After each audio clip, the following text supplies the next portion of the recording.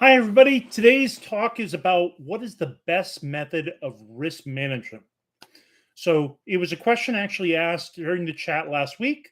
So, if you have any questions that I'm not specifically addressing today about risk management, go ahead and put them in the chat, though, because it might be next week's topic or the week after that. You can also always put comments below in the YouTube video. I put a lot of information in the description as well, so check out the description, maybe a link or two in there.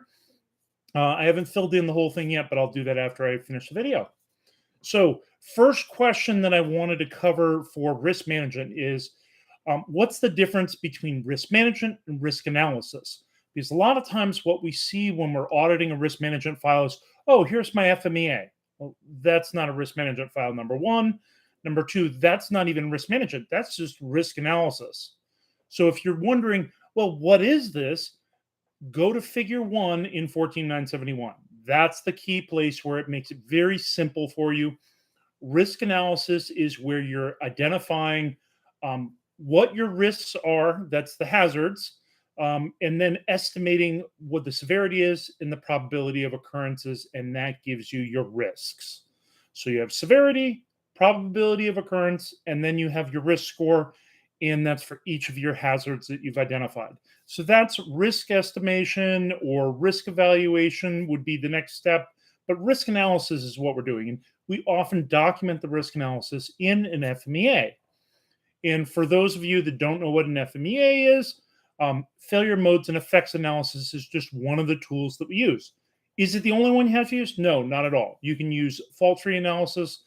There are lots of other tools that you could use. But the most important thing I wanted to get across was risk analysis and risk management, not the same thing. Risk analysis is just the beginning of your risk management process. Risk management process is something that is a continuous process that you have to update all the time. So it's not once and done. You have to keep that documentation up to date. Your risk management file should be updated every single time you have a complaint. So you're either updating it to say, we reviewed the complaint and we've already identified that risk, and the scores that we've given it and the risk controls that we have in place all appear to be adequate, no changes necessary. Or you're saying, oh, the risks are lower than we thought they were. The severity of effect is not as bad as we thought it would be. Or the probability of occurrence of harm seems to have dropped. Or maybe, oh, it's much more severe than we thought before. Or it's happening more frequently than we expected. So you have to update every single time you get some of that post-market data back. Now that you understand what risk analysis is, what is risk management? Well, risk management is the whole process. So you start with planning, you do each of these activities, and at the end, you have a risk management summary report, but you update that summary report periodically.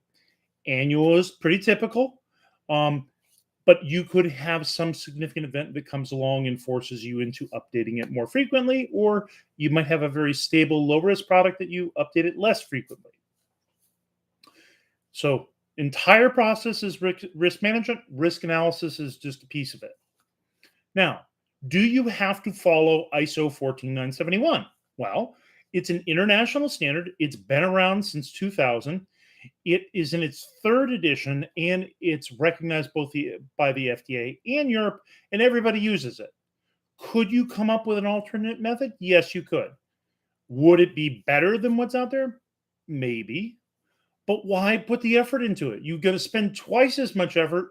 First of all, you got to develop it yourself. And then, second of all, you got to explain to everybody else why it's good enough. It's so much easier just to do it the same way everybody else does it. Now, there are some nuances in different types of risk analysis, but in general, the risk management process, everybody's trying to follow 14971 as closely as they can, and they have to take into account local differences, for instance, European requirements or US requirements or whatever country they're in. Now, third item, which methods of risk analysis are required? Well, as I said, there are lots of tools you can use. You're not required to use any particular one by the standard. The Europeans don't require a specific method either. But the FDA is the holdout. The FDA wants you to do it a specific way, and they're putting it in their guidance documents. Could you come up with another way? Yes, you could. Would it be easy to convince the FDA? Probably not. So the FDA is specifically calling out, we want a use-related risk analysis, which is a different format of risk analysis specifically for human factors. They also want a software hazard analysis for software. In both of those, they do not want you to consider anything about probability of occurrence of harm. So this creates a little bit of a conundrum because that's not what the Europeans want. They want almost the opposite. So when we look at how they do this, the US wants us to have validation of our labor controls effectiveness as a risk management control. And the Europeans are saying you may not take any risk reduction for labeling controls. What?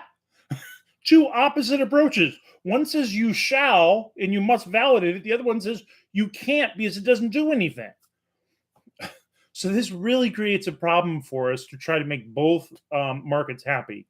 But you're going to have to probably create two different documents, one for a US submission and one for a European submission.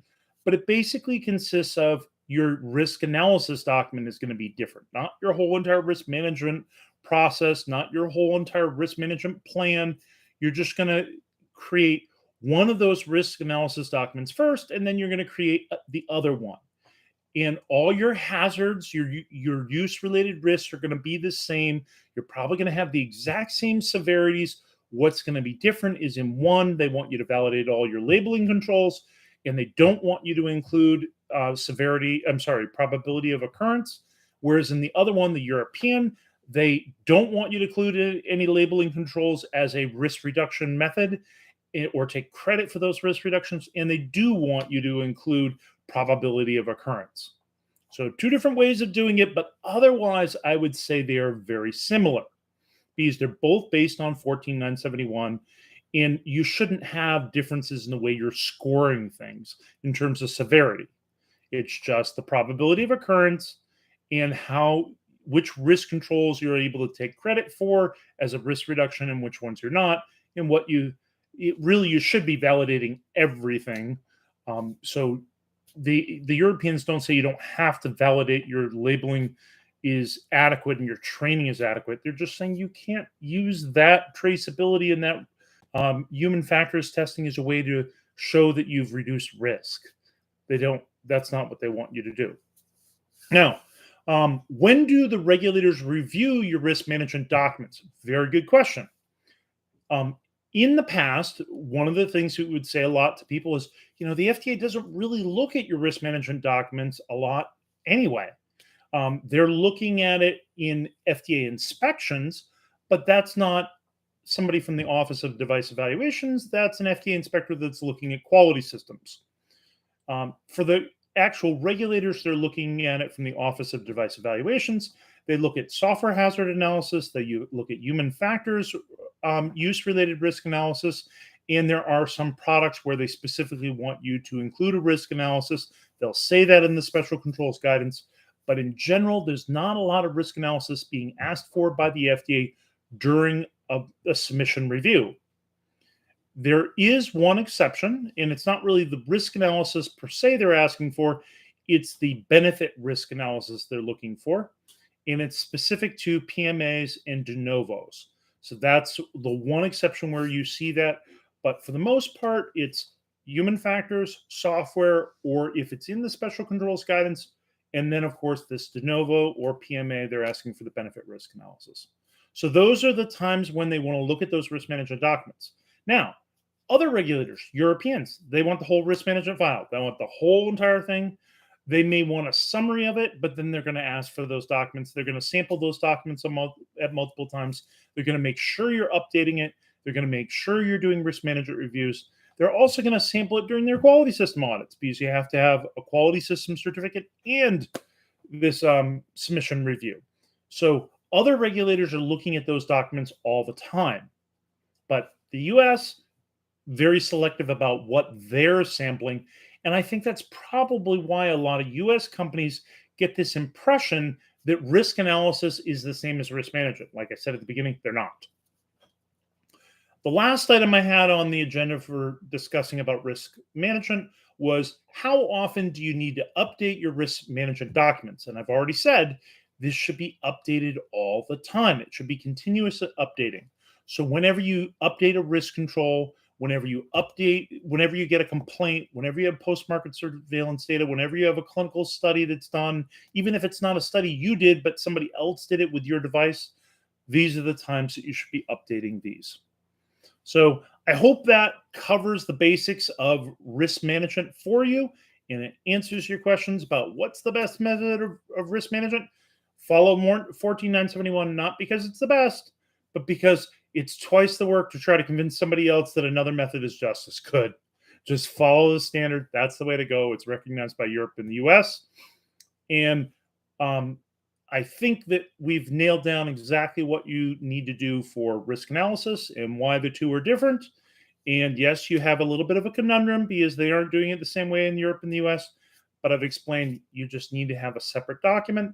You create the first one, and then you create the second one after that. That's just a modification of the first. Okay? If you have any other further questions or you need help creating these documents, please contact us. Link is below for how to contact us. I'll put it down in the description, and I'll also put in a link in there for additional risk management training and our risk management procedure. So those three things: how to contact us, number one; number two, our procedure; and number three, risk management training. Have a great day, and hope you have a great weekend. Bye-bye.